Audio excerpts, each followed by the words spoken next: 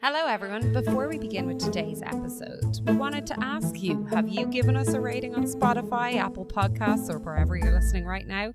If not, please do. If you already did give us a rating, please tell your friends about our podcast. We really appreciate it, and thank you for listening. Hey Dee, when I think about true crime, you know what I think about? What? Mysterious abductions, grisly crime scenes, decomposing bodies. Okay, I'm with you so far. And really, I think most of all, heartwarming redemption stories about Little League Baseball. I'm not sure you understand what true crime is. No, I think I do. Let's talk about a suite of true crime stories from This American Life on this episode of So Much Crime, So Little Time.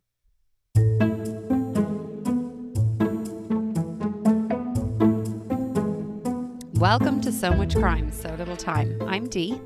And I'm Jeff. Welcome to a bonus recap episode. On this show, we're going to discuss a single episode of a podcast, not a whole season or series. And then we'll also do a true crime question of the week. On these bonus recaps, we help you find out standout episodes of shows that do single episodes on individual crimes or sometimes a couple of crimes. We look at true crime episodes, but also other shows that might have some true crime focused episodes. Which is what we have today. So today we're talking about an episode of This American Life called Crime Scene. This is episode 653 of This American Life. This originally came out in the year 2000 as episode 164, but the version we're talking about came out in August of 2018 as episode 653. If you haven't listened to Crime Scene yet, you might want to check it out and then come back here for our discussion. We linked to the episode in our show notes. Just a note, you can't find this on Spotify or Apple Podcasts. You do actually have to go to This American Life, the website itself, because it is an older episode. But if you're there, you can listen to every episode of This American Life that they've ever made, which is cool. So go ahead. We'll wait for you while you go and listen. And if you have listened, let's jump in.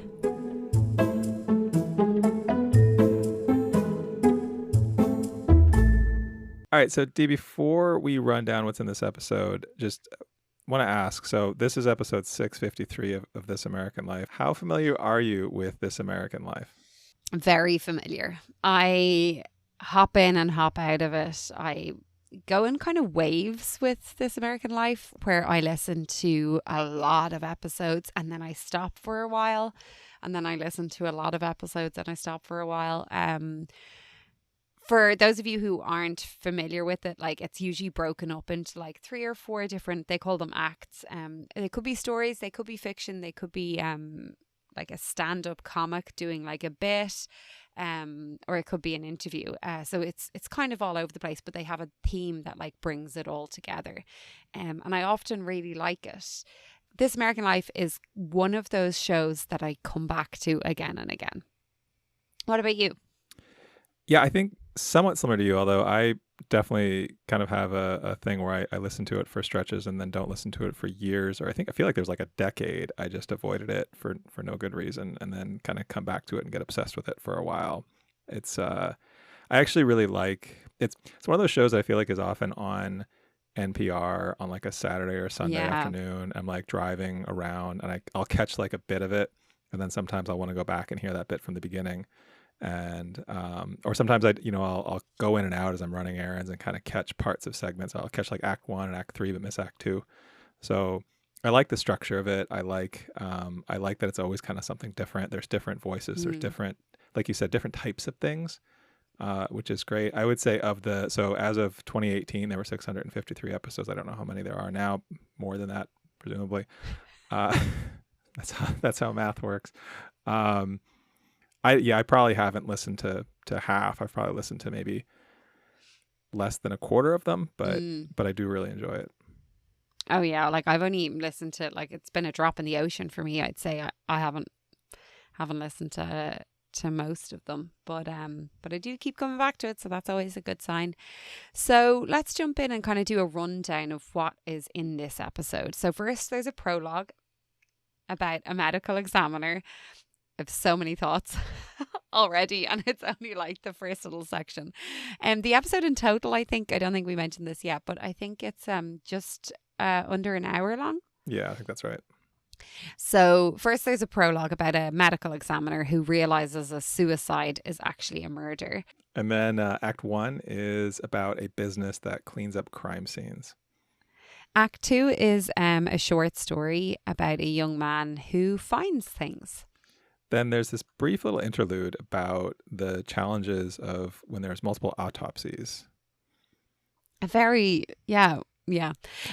then talk about Act 3 is about a man returning to the scene of his crimes to coach a little league baseball team. So there's a lot to unwrap and a lot to discuss. So I feel like we should kind of jump right in. To start off, I will say this might be my favorite episode of This American Life I've ever heard. I've already listened to it multiple times, and this was before we even said, let's listen to it to discuss on the podcast. Wait, you listened to it multiple times before deciding to talk about it here? Yeah, I think I listened to it twice or three times maybe. And like, I only heard it maybe about 8 months ago. You know, there's like at least 652 other episodes of This American Life that you could listen to. That can just show you how much like this was one of my favorites. Okay. There was just so much to unpack.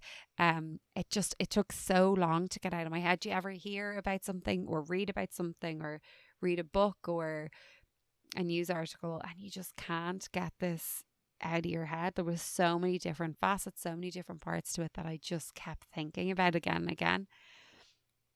And yeah, like I'm going to listen to it again 100%.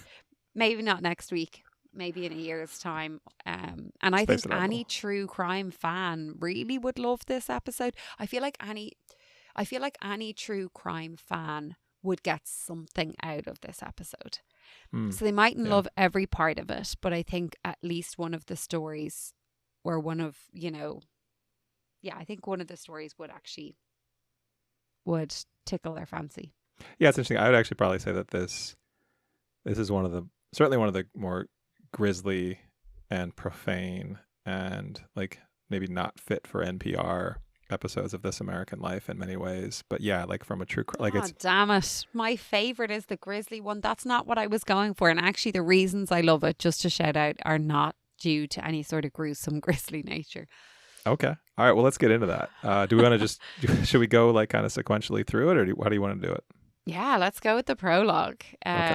Okay, let's give you all like a really brief summary of the prologue. As we said, this medical examiner, they've deemed that this girl had shot herself and it was a suicide. But one medical examiner was like, there's something about her tongue, like the way the bullet went in. I'm not going to go into the grislies here. There was some detail that didn't sit right with him, and he pushed back and he said, like, let's do an autopsy. So they decided to do it. And then the police basically end up arresting the boyfriend. And the boyfriend's like, what? Like, she died of suicide? And they were like, no, she didn't. Like, the medical examiner told us she didn't. And he was like, what do you mean the medical examiner? What do you mean the autopsy? I called in a couple of weeks ago and they told me they don't do autopsies on suicides, which... Yeah, that was like, I have so many thoughts, mister. Not a good move. You are not very clever. What a statement. Pam wouldn't have made that mistake.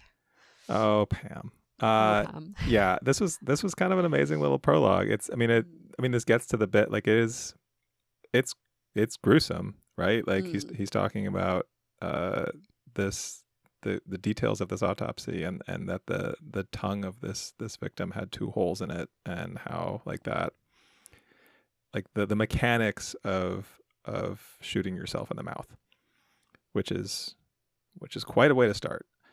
Yep. Your Saturday afternoon driving in the car with your kids, probably not what you want to be listening to. No. Absolutely not. So tell me, after the prologue, were you like, okay, this is a This American Life episode, or were you like, wow, this is really intriguing?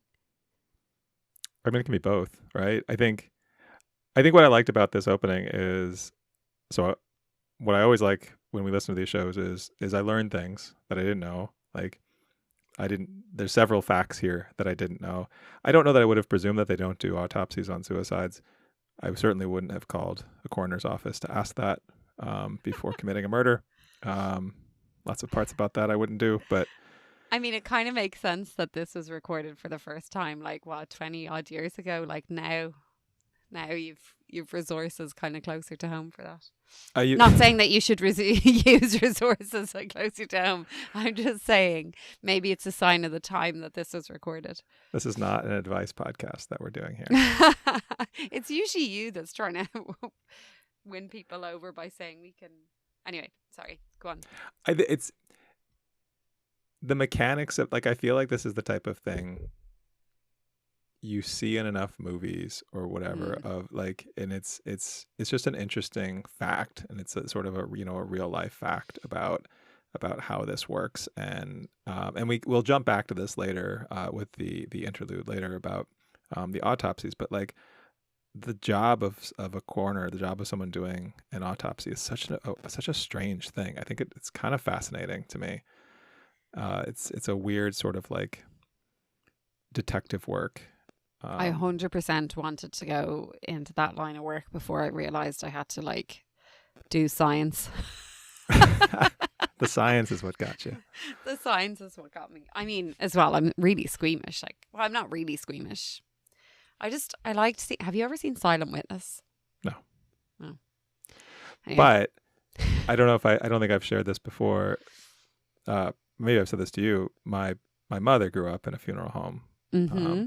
And so, and I've been to that funeral home, and it's very strange because it's You're basically Veda. Wait, what? From My Girl. Oh yeah, My Girl. Yeah. Yeah.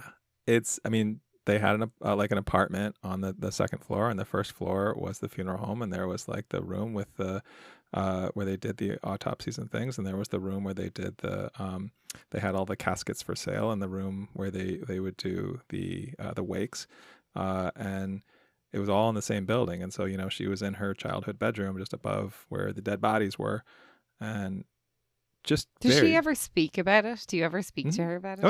Oh yeah. She likes to tell the story about bringing my dad home and making him walk through the room with the dead bodies just out on the slabs to get to the cars, because that's where the cars were parked out back. And they had like the hearse, and they had like a limo and stuff for the funerals, and just sort of like testing his mettle, I guess. I feel like when my now husband came to meet my family, I have 4 elder brothers, as I think I've mentioned maybe 100 times in the last few episodes, but like I thought it was bad enough him coming home to meet my 4 elder brothers and my dad. Your mom takes that to another level. That's hilarious. Yeah, I mean the implication too of like her dad, my grandfather, cut up bodies for a living, and that was just part of his job. So don't mess with his daughter.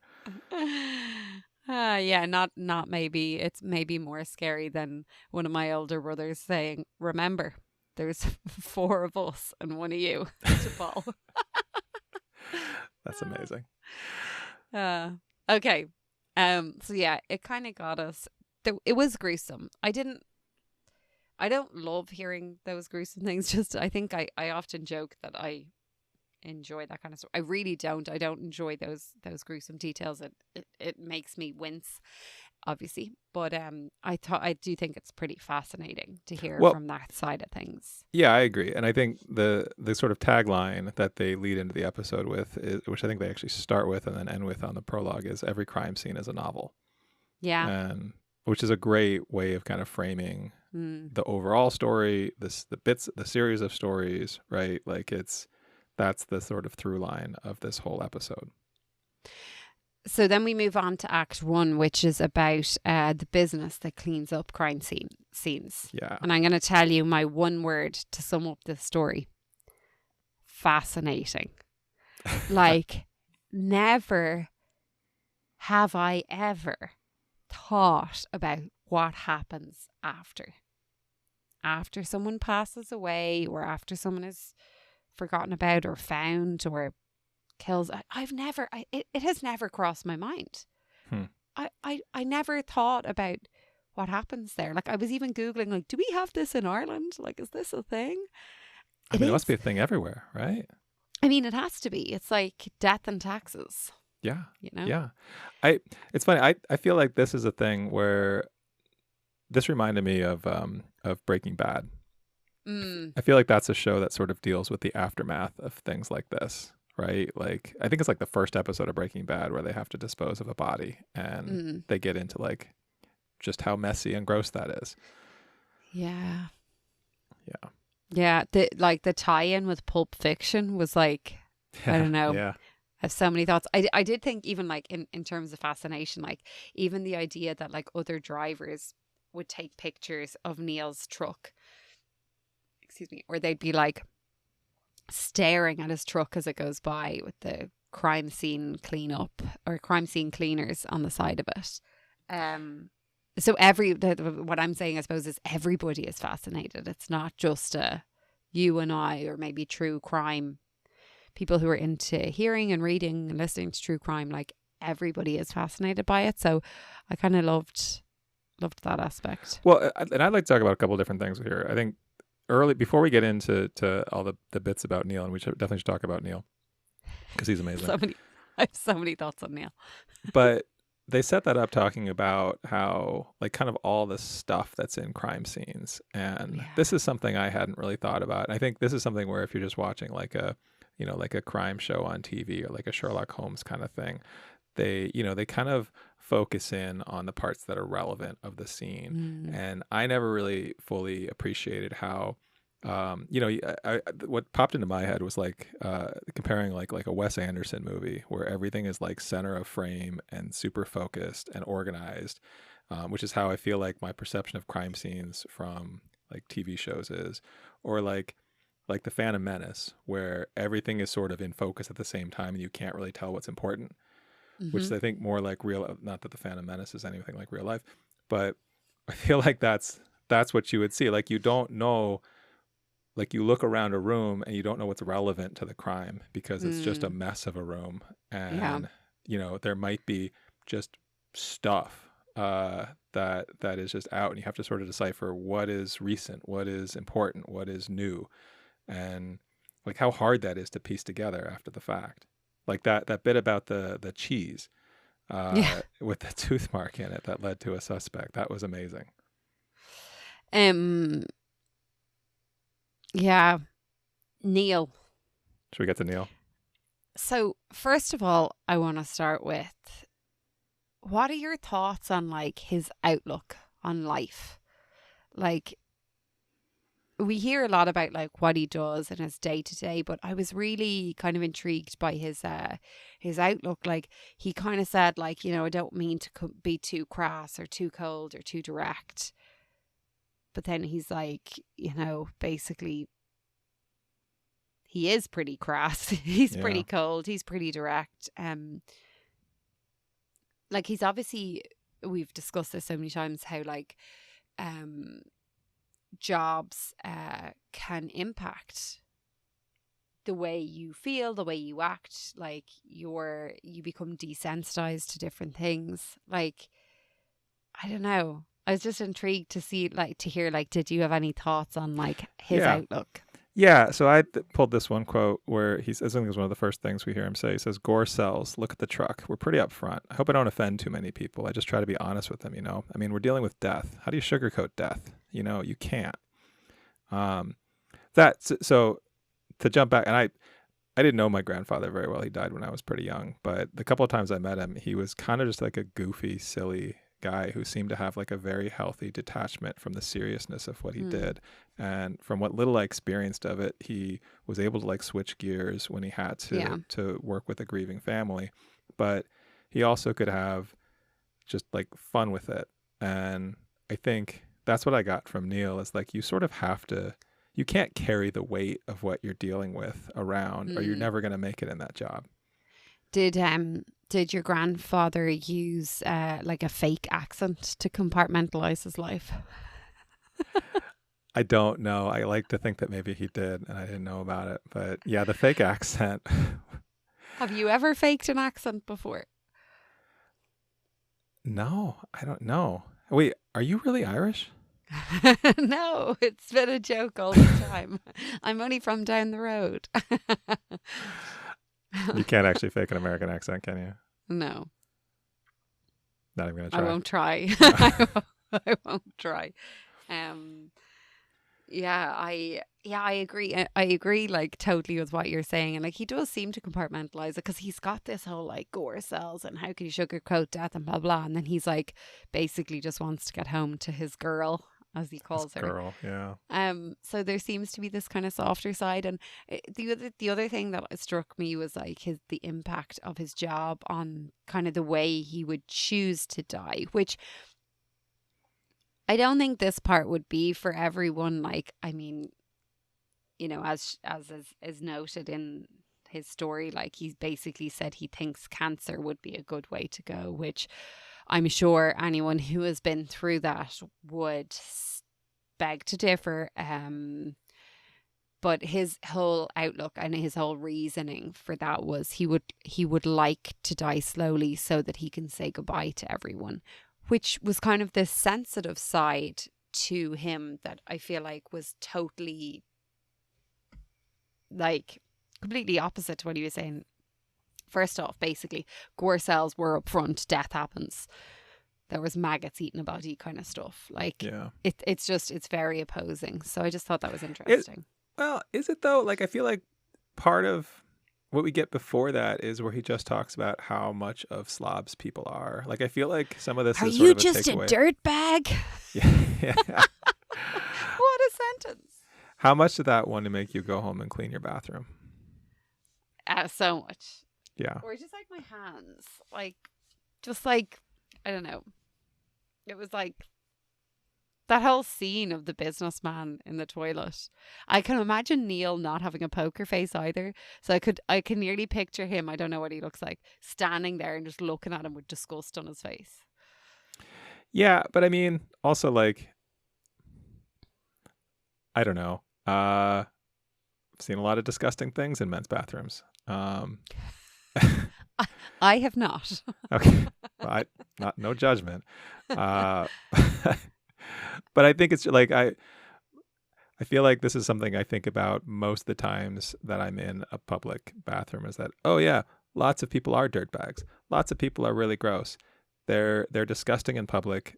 I don't usually make the connection of I wonder what they're like at home too, or because I feel like usually you go to someone's house and they've probably just cleaned. You see it at their best, but how do they really live, right? Like, what is it like on a typical day? And you don't control for the people he's talking about. Obviously, they don't control when he's going to come into their house. Yeah. And yeah, it did make me think like, oh, I just want to have like I want to be cleaner. Maybe that's my own issues with being messy. But Kabir, what was your thoughts on the host? Like, she was absolutely enthralled.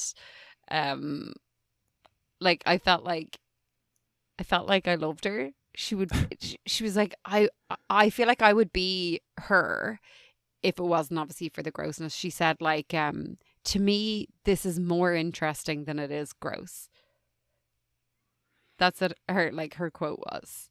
This job is more interesting than it is gross. I mean, I think it is more interesting, right? Like it's a I fascinating mean, to job. listen to, we can't like tell like the smells. I think it would be the smells that would be the worst part. The smells, the maggots are gross. The noise of the maggots. Couldn't deal with that now. That was really gross. I'll also And he loved telling it, didn't he? He really did. No, you could tell he loved got a it. thrill out of telling the grossest of stories. And probably looking at people's faces and waiting for their reaction. You know, people who like look at you like being like, I've got a really good one for you. Mm-hmm. That's this guy for sure. Yeah. I mean, a guy who fakes an accent to get more business for sure. The The smells though too, like I feel like when I have had to do something really like gross or like I don't know, the thing that probably sticks with me most is like cleaning out a litter box for a cat. Sometimes that smell just kind of like stays in my mustache or in my nose, and just like I like 5 minutes later I'm away from it. It's like, oh yeah, I still smell it like ammonia smell. Like I imagine he talked about like, houses with cats and things like kind of hoarders, and um those smells must be hard to leave behind. Yeah. I know why he wants to go home and take a bath, right? Like Mm. hot shower, bath, wait for his girl to get home. Yeah. He's a Well, gas character. Um, on to Act Two. let's talk about Act Two. Yeah, so Act Two is called What Police Cannot Do. This is the short story. So this is a short story by Amy Bender, and it's read by Matt Malloy. I What are your loved thoughts Matt's voice. Yeah, he's a good reader. Mm. And I love the like light music and stuff behind it. I don't often love like sound effects. But I love the music there behind it, and yeah, you could really kind of see the story happening. Um, I feel like I your tone is that you're not in love with this story. so look, we've three main acts, and then we've like the prologue and this kind of little bit in the middle. This was probably my least favorite out of them, but I will also remind you that I've listened to this multiple times already. Um, I wonder if I had just heard this story, would I have loved it? But I'm probably judging it in comparison to the stories around it. I think it's just, yeah, the bar was too high. It was very kind of like, did you ever watch Monk? Oh yeah, Monk. Sure. Yeah. It was like kind of a Monk-esque vibe going on here, where Wait, I loved Monk. Monk was great. oh, Monk was great. Yeah. Yeah, yeah. I'm not saying that it wasn't. Again, I'm saying the bar was just really high. Obviously it's not true crime, this story, so maybe that like knocked it down a peg or two. But I don't know, I just felt like it was really interesting. So this young boy basically whose parents die, he's left on a beach and his parents go into the water and they die, and more or less he has this gift. He develops this gift. A few years later, his community kind of rally around to try and raise him. And he develops this gift then where he's able to find things. So if someone's lost a hairbrush, he can find the hairbrush, whatever. And then there's this story about a lost boy. And basically how he ends up helping the police to find him, or the mother of the boy to find him, because the police are obviously have no interest or whatever. So there's a lot to it. My main thing that I loved about it, or that I liked about it, is like really at the end of the day, it's like a young man who's, sorry, at the very end, when the young man who has this gift is trying to connect with the boy that he's after saving, and the boy wasn't interested at all. I found that fascinating. I was like, is this like a representation of how the young man is kind of feeling like he has a connection to objects, but he doesn't have a connection to people? Is this a sign of something deeper? Is this a like imagery of like maybe he has some inability to connect with people in larger life, but he's able to connect with objects, which I know a lot of people, they're not into people. I don't know. I found that part interesting. I feel like I've said interesting too many times. We might need to cut out the amount of times I've said interesting. I'm just listening to Dee's one woman book club show. I know. I'm sorry. No. You speak too. Okay. I love this story. I love everything about it. I love the tightness of the writing. I think I went back and listened to the opening couple of lines a couple of times, and I wanted to read. I can't do it as well as Matt Malloy, but just like how much information gets conveyed in so few words, and how well the story is set up from just a couple of sentences. So the first couple of lines: once there was an orphan who had a knack for finding lost things. That's the first sentence. An orphan who had a knack for finding lost things. Both his parents had been killed when he was 8 years old. They were swimming in the ocean when it turned wild with waves, and each had tried to save the other from drowning. Okay, each had tried to save the other from drowning. That's so tragic and so sad. The boy woke up from a nap on the sand, alone. After the tragedy, the community adopted and raised him, and a few years after the death of his parents, he began to have a sense of objects even when they weren't visible. Just those images of this couple swimming, trying to save each other, drowning, their 8-year-old boy waking up on the sand alone, being orphaned, that just like hit really hard for me. And then, yeah, like you said, like by the end of the story, you realize he doesn't have a connection to people. He has a connection to things. And the most sort of like, he's trying to use this power for good. He's trying to help people, but people are suspicious of him. Yeah. Right? Like people don't trust him. Also interesting, the two different vibes in town is like the skeptics versus the believers. Yeah. Yeah. But he's ultimately sort of on his own, right? Like he's alone from when he's 8 years old, and he stays alone through the end of the story, even though he saves this little boy who was kidnapped. And then there's like there's kind of this like dramatic resolution where he does save the boy, but as I said, the boy's like cool, sucking his thumb, watching TV, being like, when he tries to connect with the boy, even that he's just saved, the boy has no interest. Yeah, the boy was watching TV at the house where he was kidnapped. He rescues him, he brings him home, and the kid immediately goes and watches TV, which is the level of like disconnect. I also just love, I mean, there throughout the story, there's those little details. Like I love the name of his date at the beginning of the story, Jenny Sugar. Jenny Sugar is a great character name. And the fact that so Jenny's mother is the one who misplaces the hairbrush. He finds the hairbrush, but Jenny is suspicious, right? Like she's like, I don't trust this guy. I don't know. Again, I think it's the best short stories, I think, are tight like this, right? Like they're able to say a lot with few words, and this one is very evocative to me. Like it captured a mood, it captured a feeling, and it's really short, right? Like I don't know, it's I don't know, 10-ish minutes or so. It's a really quick story.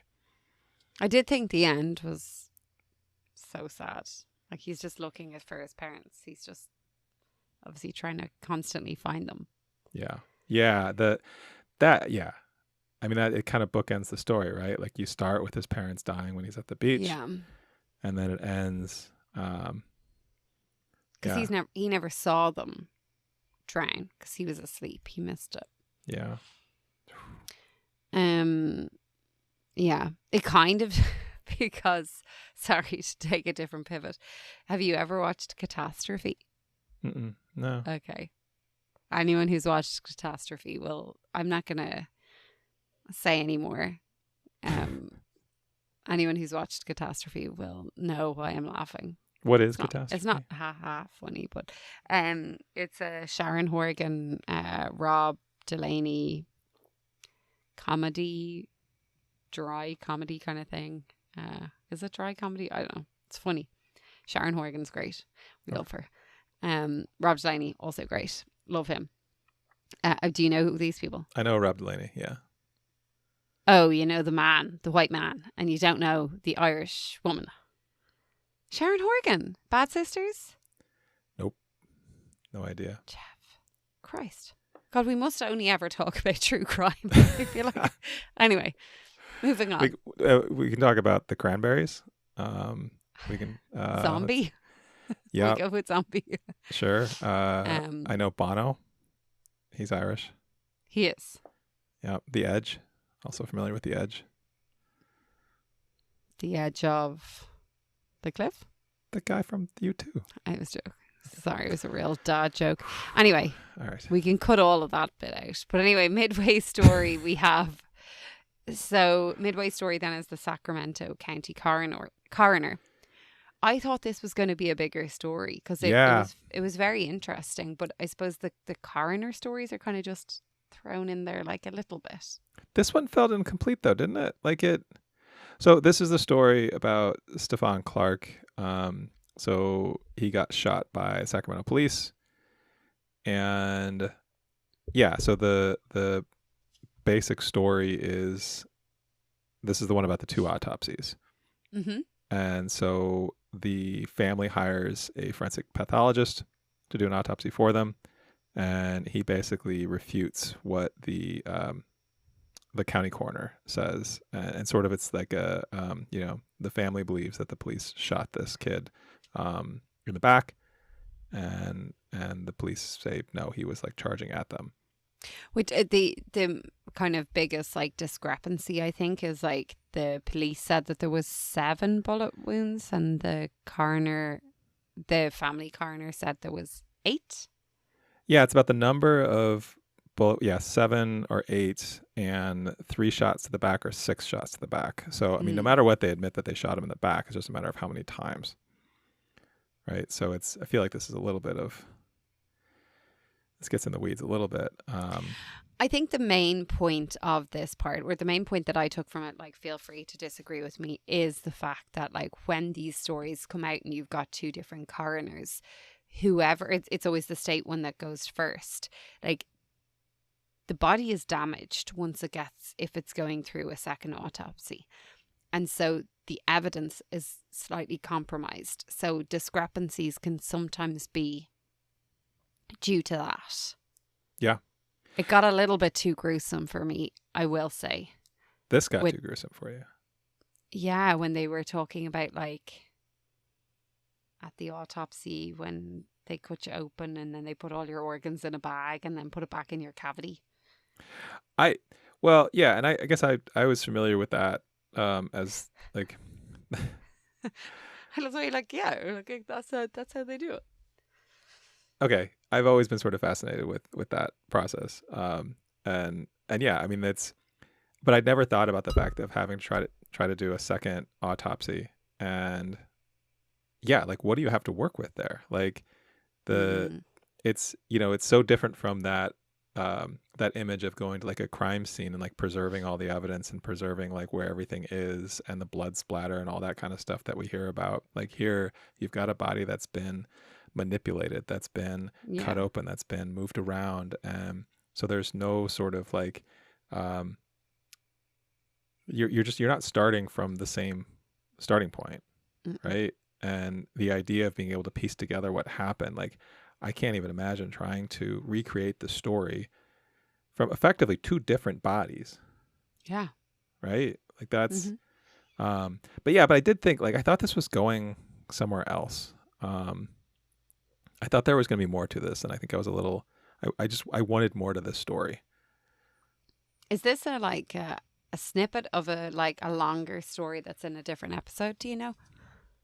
I don't know. I think this was an addition to the 2018 version from the 2000 version. Yeah, I think this is something they added in. Because I think he was only murdered or shot a couple of years ago. By a couple of years ago, I mean probably 10. But yeah, they acknowledge that. I'm just looking through the transcript. One of the things I want to say I love about this is true of, I think, a lot of NPR shows, is they have full transcripts that are, like, good transcripts that are well organized. Like, when we did a show on, which one was it? The Retrievals. Oh, yeah.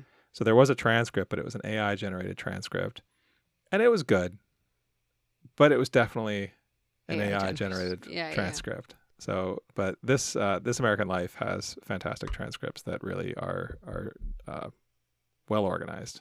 But anyway, yeah, they acknowledge that they added this in to the update. All right, so let's move on to Act 3. Jeff, if you could sum this story up in one word.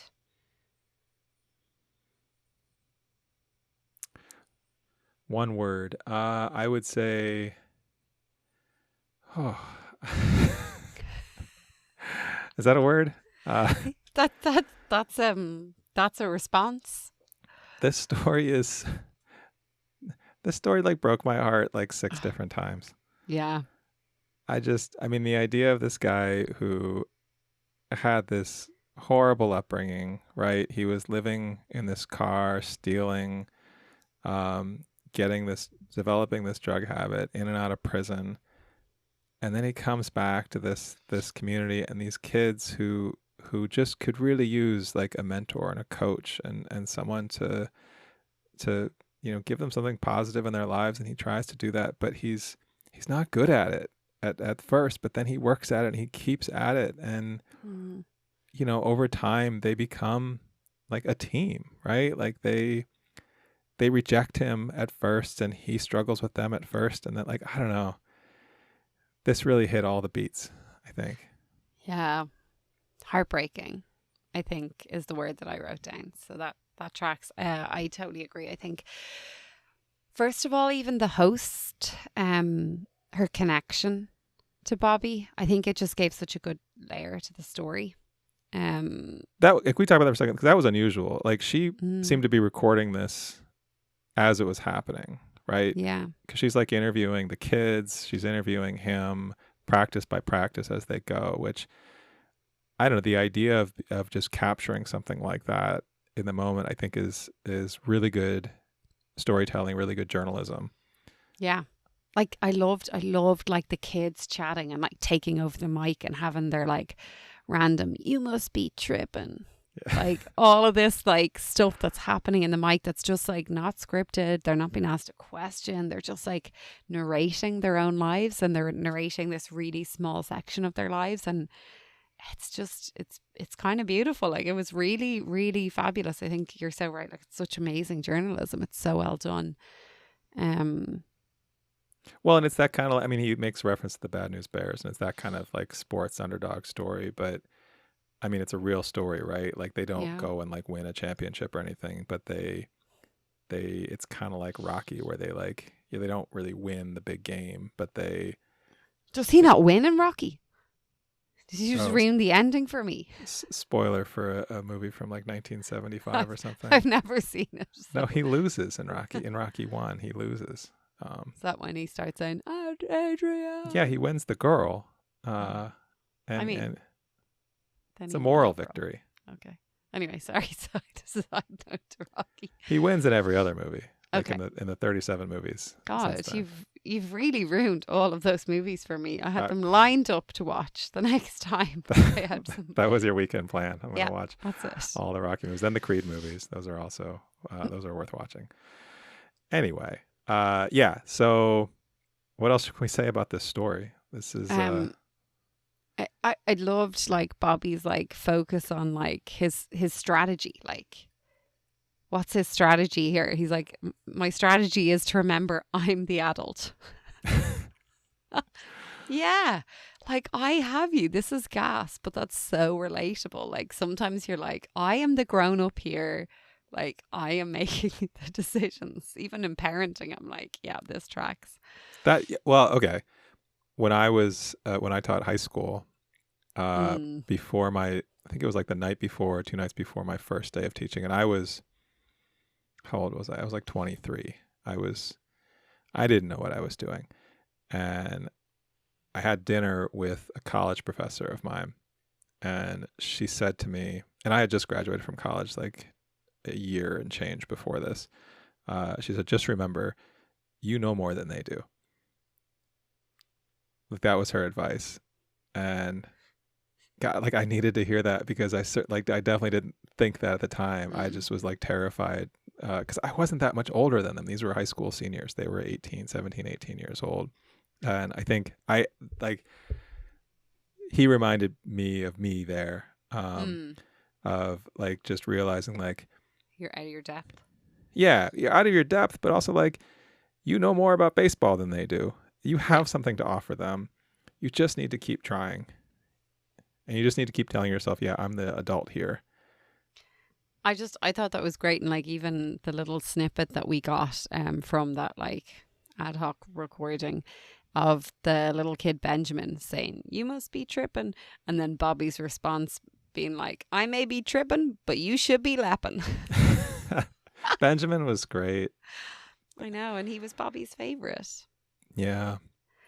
And then the heartbreak, like I feel like it came in waves of that was hilarious, and then there's like this heartbreak, and you know the host, sorry I don't have her name written down. Katie Davis. That stuck out of me because I know Katie Davis. So okay, so Katie Davis saying like, you know, it was a delicate balance for him, like an addiction. So it's a delicate balance trying to build a relationship, build a bond with a teen or a youth, but also being the grown up, being the one in charge, being like the guiding light. So like that balance is really delicate. And Katie Davis says like it's a delicate balance, just like his addiction.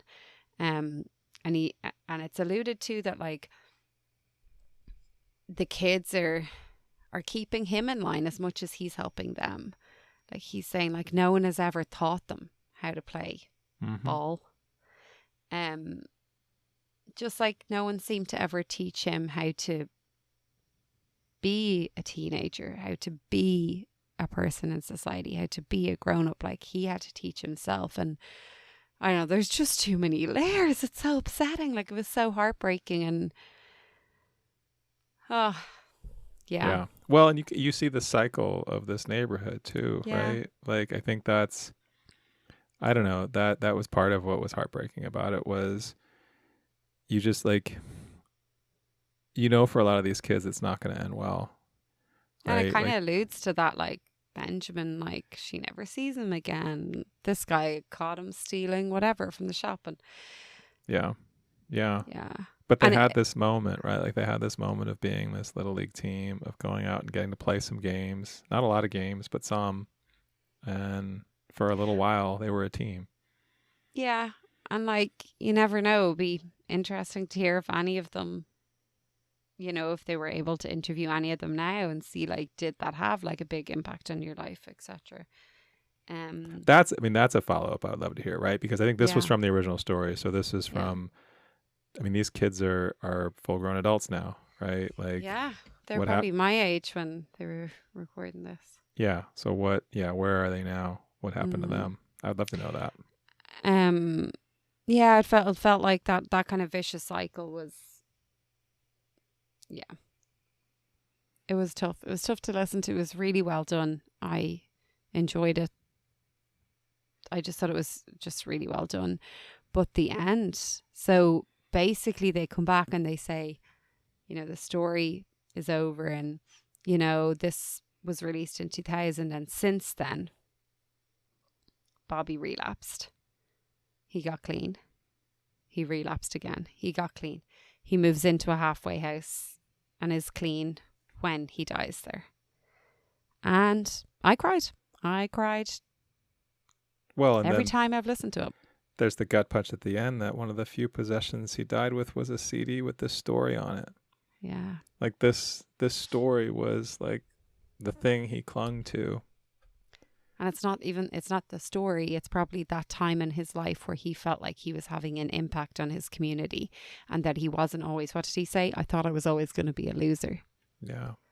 And he wasn't. And then the song at the end, it was a Randy Newman song. Yeah, Going Home. Oh my God. Yeah. Can't cope. It was so well done. I even think after hearing us dissect it, you should go back and listen if you haven't already. Dee, I think you're going to go listen to it tomorrow, aren't you? Maybe right now. I don't know. Yeah. Yeah, it was really, really good. Well, okay. So we've talked about all the parts of this. I think we can safely say that this was worth our time, right? 100%. Yeah. And you're going to listen to not just this again, but other episodes of This American Life. Oh, yeah. Okay. Oh, yeah. And I feel like if this wasn't for a person, if you're into podcasts, if true crime, if you're listening to this with a friend and they're not into true crime, get them to listen to another episode of This American Life. It's not all about crime on This American Life, but they've got some really great episodes. Yeah, I would say it's one of those shows where I don't, I see it come up in my podcast feed and sometimes I think, oh, I don't know if that's interesting and I don't download it. And then sometimes I just do and it just pops up and I'm like, oh yeah, I'm glad I listened to that, even though like maybe from the description I didn't think I would be interested in it. Yeah. Just So dive right in. Yeah, it's just well made. It's a well-made show. All right, should we move on? Yeah, let's do it. Question of the week.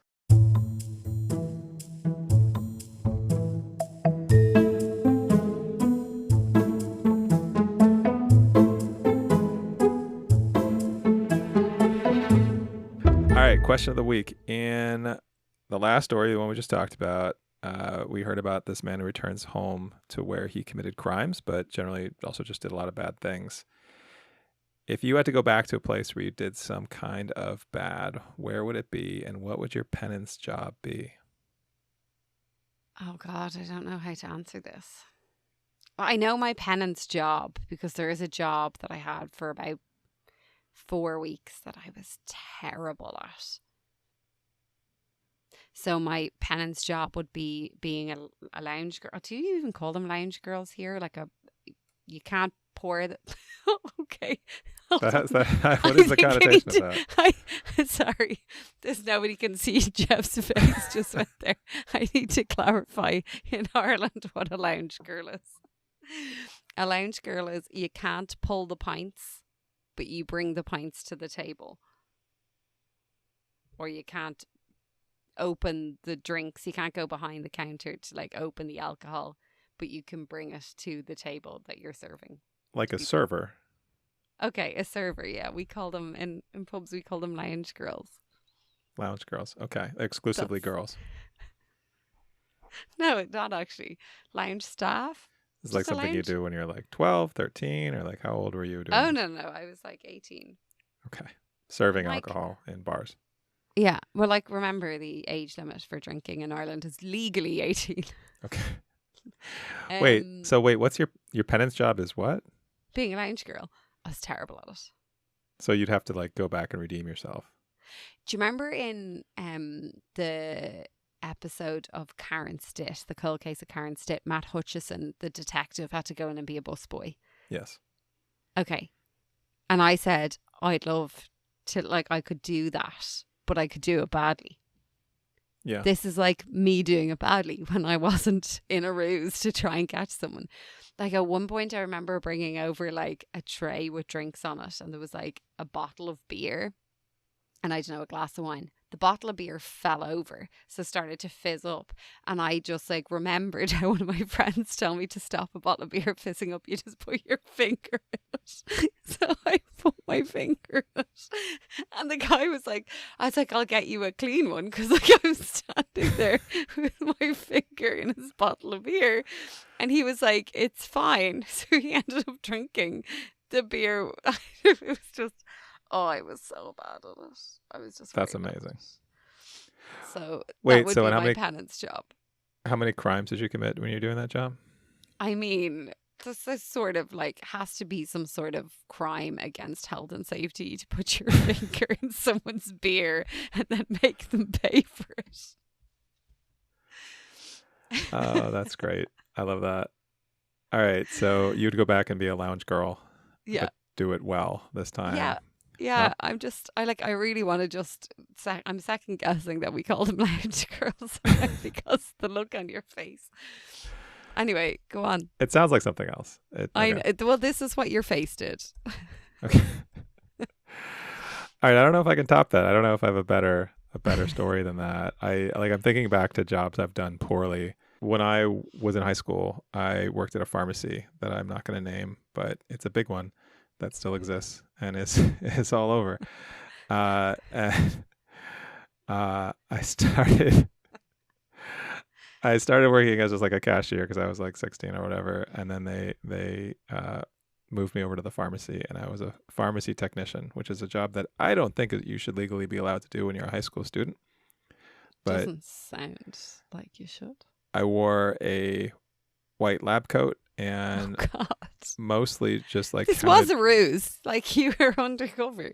Yeah. And I counted pills and put them in bottles and would kind of work the register at the pharmacy. And so I wasn't the pharmacist, so I didn't get to deal with controlled substances or give medical advice. However, because you're wearing a white lab coat and you're behind the counter, people would often come up to me and start asking me medical questions as though I knew what I was doing.